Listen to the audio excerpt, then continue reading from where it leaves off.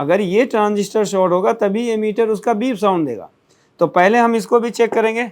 तो मल्टीमीटर को हम कहाँ रखेंगे? डायोड पे, और ये होता है पीएनपी ट्रांजिस्टर। तो इसके बेस पे लगाएंगे हम ब्लैक प्रोब को, और यहाँ पे चेक करेंगे तो कलेक्टर पे लगाते ही 0 आ गया।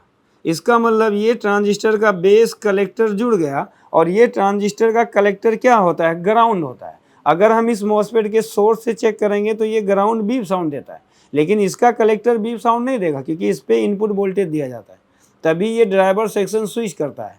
अब देखो, अगर मैं बीप पे रखूँ और एक वायर मैंने सोर्स पे लगाया, ये इसका गेट है, ड्रेन है, सोर्स इसका बूस्ट सर्किट का, बूस्ट मॉसफेट का सोर्स क्या होता है? ग्राउंड होता है।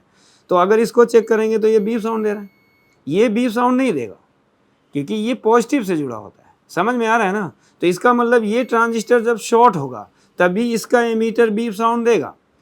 तो अगर हम इसको चेक कर रहे हैं, जैसे एक वायर में इसके बेस पे लगाया, ये लेफ्ट साइड वाला पहला पिन बेस होता है, अब इसको चेक करेंगे तो क्या आ रहा है? देखो बीप आ रहा है।